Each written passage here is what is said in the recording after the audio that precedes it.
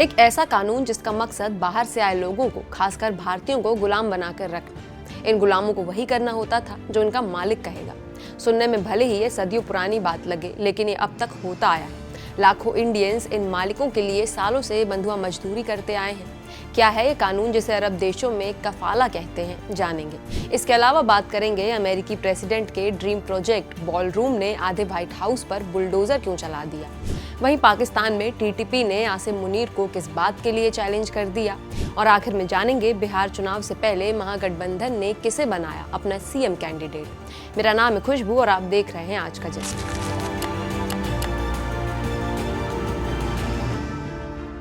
पहली खबर सऊदी अरब से है। सऊदी अरब में कफाला सिस्टम खत्म हो गया है। ये वही सिस्टम था जिसने लाखों भारतीय मजदूरों की जिंदगी को सालों तक बंधुआ मजदूरी में बदल दिया। कफाला यानी वो कानून जिसके तहत किसी भी विदेशी मजदूर की जिंदगी का पूरा कंट्रोल उसके कफील के पास होता था। कफील मतलब मालिक।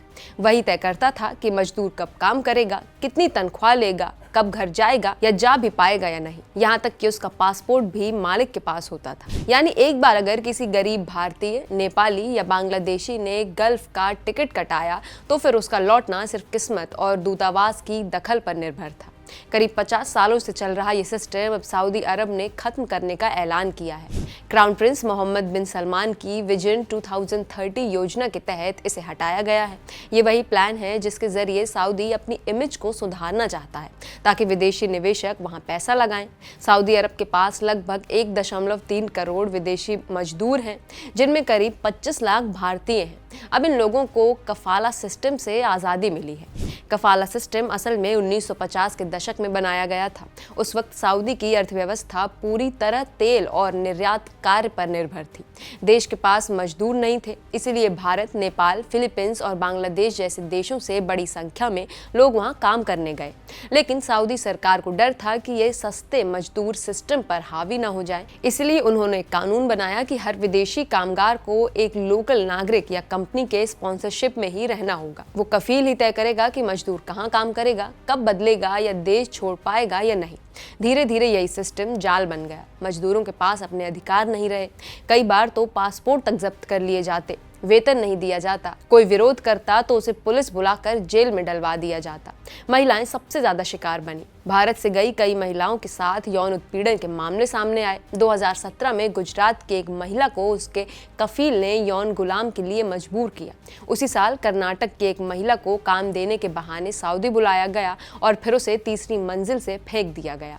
दोनों को भारत सरकार ने कूटनीतिक कोशिशों से छुड़वाया। एनडीटीवी की एक रिपोर्ट के मुताबिक एक केस जयसिंथा मेंडोका का है। कर्नाटक की रहने वाली 46 साल की नर्स को 2016 में कतर में नौकरी का झांसा देकर सऊदी भेज दिया गया। वहां उसके कफील ने पासपोर्ट छीन लिया और 4,30,000 रुपए की फिरौती मांगी।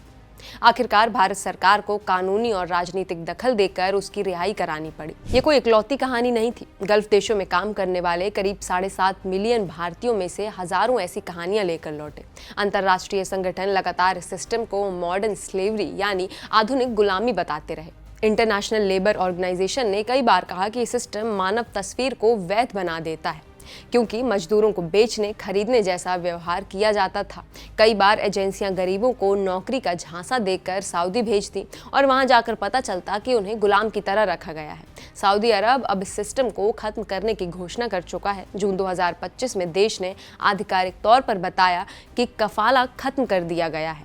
इसके साथ ही विदेशी कामगार अब अपने नियोक्ता को बदल सकते हैं, नौकरी छोड़ सकते हैं या देश छोड़ सकते हैं बिना कफील की अनुमति के। यानी अब पासपोर्ट जब्त करना या रुकने के लिए मजबूर करना गैरकानूनी होगा। हालांकि मानवाधिकार संगठनों का कहना है कि देखना होगा कि कानून जमीन पर कितना असर डालता है, क्योंकि गल्फ के कई देशों में सिस्टम अब भी अलग नामों से जारी है। कुवैत, ओमान, लेबनान और कतर में मजदूर अब भी अपने मालिक के रहम पर है। कुल मिलाकर 25 मिलियन लोग ऐसे हैं जो इस सिस्टम जैसी पाबंदियों के तहत काम कर रहे हैं। सऊदी में सुधार की यह पहल अंतर्राष्ट्रीय दबाव और निवेशकों के संकेत का नतीजा मानी जा रही है। दुनिया भर से संगठनों और मीडिया रिपोर्ट्स में सऊदी की छवि खराब होती जा रही थी। अब वो खुद को बदलती हुई अर्थव्यवस्था और प्रगतिशील समाज के तौर पर दिखाना चाहता है। भारत के लिए ये बदलाव राहत की खबर है, क्योंकि हर साल लाखों भारतीय गल्फ देशों में काम के लिए जाते हैं। अगली खबर व्हाइट हाउस से आई है। अमेरिकी राष्ट्रपति डोनाल्ड ट्रंप एक बार फिर विवादों में है। इस बार मामला व्हाइट हाउस में बन रहे नए बॉलरूम का है। $250 मिलियन यानी करीब 2000 करोड़ रुपए की लागत से बनने वाला ये प्रोजेक्ट व्हाइट हाउस के ईस्ट विंग को तोड़कर उसकी जगह तैयार किया जा रहा है। बुधवार को जब ट्रंप से इस प्रोजेक्ट को लेकर पारदर्शिता पर सवाल पूछा गया तो उन्होंने पत्रकार पर ही हमला बोल दिया। रॉयटर्स के पत्रकार जेफ मेसन ने प्रेस ब्रीफिंग में ट्रंप से पूछा कि क्या आलोचक सही कह रहे हैं कि उन्होंने इस प्रोजेक्ट को लेकर पर्याप्त पारदर्शिता नहीं रखी। सवाल सुनते ही ट्रंप भड़क गए। उन्होंने कहा, मैं ट्रांसपेरेंट नहीं रहा, सच में। इसके बाद उन्होंने पत्रकार पर तंज कसते हुए कहा, मैंने ये डिजाइन उन सभी को दिखाया है जो देखना चाहते थे, बस कुछ थर्ड रेट रिपोर्टर्स थे जो देख नहीं पाए, तुम भी उन्हीं में से एक हो। इसके बाद ट्रंप ने अपने हाथ में रखी कुछ तस्वीरें उठाई जिनमें बॉलरूम का डिजाइन दिख रहा था। उन्होंने कहा कि ये तस्वीरें कई अखबारों में छप चुकी हैं और सोशल मीडिया पर भी हैं। ट्रंप बोले, ये शानदार डिजाइन है, इसे लेकर हमें बेहतरीन रिव्यू मिले हैं, हम इस पर गर्व करते हैं। व्हाइट हाउस के ईस्ट विंग में निर्माण का काम इस हफ्ते शुरू हुआ है।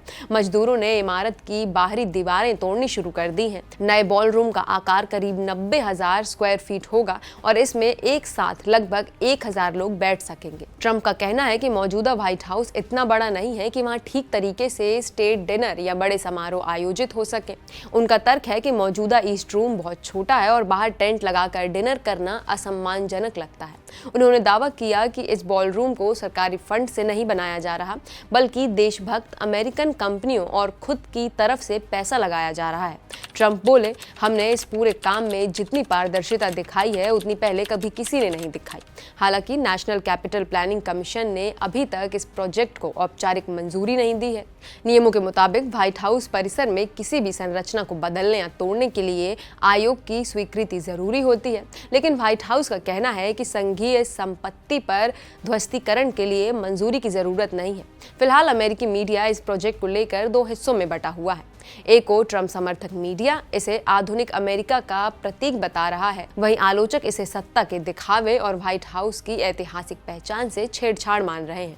लेकिन ट्रंप अपने अंदाज में डटे हुए। उन्होंने प्रेस कॉन्फ्रेंस खत्म करते हुए कहा, व्हाइट हाउस को एक शानदार बॉलरूम चाहिए और अब उसे वो मिलने वाला है। अगली खबर में बात करेंगे पाकिस्तान की। पाकिस्तान में आतंकवाद एक बार फिर फौज की पकड़ से बाहर होता दिख रहा है। तहरीक-ए-तालिबान पाकिस्तान यानी टीटीपी के एक सिलसिलेवार वीडियो ने सेना प्रमुख फील्ड मार्शल आसिम मुनीर की मुश्किलें बढ़ा दी हैं।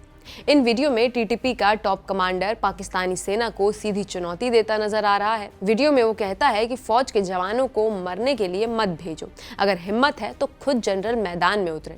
टीटीपी ने ये वीडियो 8 अक्टूबर को खैबर पख्तूनख्वा के कुर्रम इलाके में हुए हमले के बाद जारी किए हैं।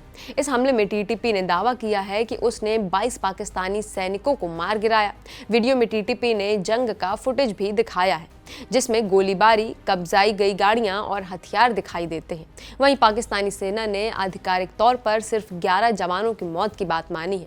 एक वीडियो में जो कमांडर नजर आ रहा है उसकी पहचान पाकिस्तानी अधिकारियों ने कजिम के रूप में की है। वीडियो में कजिम कैमरे पर बोलता है, अगर मर्द हो तो सामने आओ, अगर माँ का दूध पिया है तो लड़ो। उसके इस बयान ने सोशल मीडिया पर भी हलचल मचा दी। 21 अक्टूबर को पाकिस्तान सरकार ने कजिम को पकड़वाने वाले 10 करोड़ पाकिस्तानी रुपए का इनाम देने की घोषणा की। पाकिस्तानी मीडिया की रिपोर्ट्स में कहा गया कि टीटीपी की बढ़ती ताकत ने देश के अन्य आतंकी संगठनों को भी उत्साहित कर दिया है। इनमें लश्कर-ए-जंगवी, इस्लामिक स्टेट खुरासान प्रांत यानी ISKP और जैश-ए-मोहम्मद जैसे गुटों के टुकड़े भी शामिल हैं। लश्कर-ए-जंगवी पाकिस्तान में शिया समुदाय जैसे अल्पसंख्यकों पर हमले के लिए कुख्यात है, जबकि ISKP पहले भी टीटीपी के असंतुष्ट लड़ाकों को अपने साथ जोड़ चुका है। पिछले कुछ हफ्तों में जिस तरह टीटीपी के हमले बढ़े हैं, उसने पाकिस्तान सेना की रणनीति पर सवाल खड़े कर दिए हैं। खैबर पख्तूनख्वा जैसे संवेदनशील इलाकों में न तो कोई ठोस सुरक्षा योजना दिखती है और न ही कोई राजनीतिक समाधान की दिशा में कोशिश। सेना और सरकार दोनों इस कोशिश में हैं कि हिंसा को सीमित रखा जाए, लेकिन जिस तरह टीटीपी के नेटवर्क ने दोबारा ताकत हासिल की है, उससे साफ है कि आने वाले महीनों में पाकिस्तान के लिए स्थिति और अस्थिर हो सकती है। आखिरी खबर बिहार चुनाव को लेकर है। बिहार के चुनावी मैदान में कई दिनों की खींचतान, बैठकों और आरोपों के बाद आखिरकार विपक्षी गठबंधन महागठबंधन ने मुख्यमंत्री पद पर चेहरा तय कर दिया है। आरजेडी नेता तेजस्वी यादव को महागठबंधन का मुख्यमंत्री पद का उम्मीदवार घोषित किया गया, जबकि विकासशील इंसान पार्टी प्रमुख मुकेश सहनी को उप मुख्यमंत्री पद का चेहरा बनाया गया। यह ऐलान पटना में हुई एक प्रेस कॉन्फ्रेंस में किया गया, जो एक तरह से विपक्ष की ताकत दिखाने का मंच बन गया। कांग्रेस के वरिष्ठ नेता अशोक गहलोत, जिन्हें महागठबंधन में जारी अंदरूनी मतभेद सुलझाने के लिए पटना भेजा गया था, उन्होंने प्रेस कॉन्फ्रेंस में कहा, सभी दलों से चर्चा के बाद तय हुआ है कि आगामी बिहार चुनाव में तेजस्वी यादव महागठबंधन के मुख्यमंत्री पद के उम्मीदवार होंगे। उनका लंबा राजनीतिक भविष्य है और बिहार को नई दिशा दे सकते हैं। गहलोत ने आगे कहा कि सहनी को डिप्टी सीएम बनाया जाएगा, साथ ही एक अन्य पिछड़े वर्ग के नेता को भी दूसरा डिप्टी सीएम बनाया जाएगा अगर इंडिया गठबंधन बिहार में सत्ता में आता है। हालांकि प्रेस कॉन्फ्रेंस में सब कुछ एकजुटता जैसा नहीं था। राहुल गांधी की तस्वीर पोस्टर से गायब थी, जिसे लेकर बीजेपी ने कांग्रेस पर तंज कसा और सवाल उठाए कि क्या गठबंधन में सब कुछ ठीक है। तेजस्वी यादव, जो अपनी पारंपरिक राघोपुर सीट से चुनाव लड़ेंगे, उन्होंने इस मौके पर कहा कि उन्हें सोनिया गांधी और राहुल गांधी ने जिस भरोसे के साथ जिम्मेदारी सौंपी है, उसे वो निभाएंगे। उन्होंने कहा, हम सिर्फ सरकार बनाने नहीं आए हैं, हम बिहार को आगे बढ़ाने आए हैं। एनडीए की डबल इंजन सरकार का एक इंजन भ्रष्टाचार है और दूसरा अपराध। हम दोनों को खत्म करेंगे। फिर भी सीटों को लेकर असमंजस बना हुआ है। करीब 12 सीटों पर महागठबंधन के घटक दलों के उम्मीदवार आमने सामने हो सकते हैं, क्योंकि कोई पक्ष पीछे हटने को तैयार नहीं है। आरजेडी ने 143 सीटों पर उम्मीदवार उतारे हैं, कांग्रेस 61 पर लड़ रही है और बाकी सीटें सीपीआई, एमएल, वीआईपी और छोटे सहयोगियों के बीच बांटी गई हैं। आज दूसरे चरण के उम्मीदवारों के नाम वापस लेने की आखिरी तारीख है।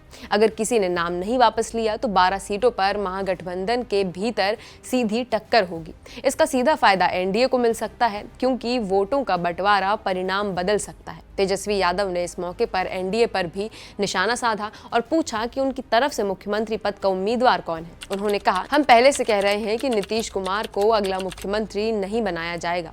बिहार के चुनावी समीकरण में तेजस्वी यादव के नाम की घोषणा भले ही महागठबंधन की एकजुटता का संकेत देने की कोशिश हो, लेकिन अंदरूनी मतभेद अब भी पूरी तरह खत्म नहीं हुए हैं।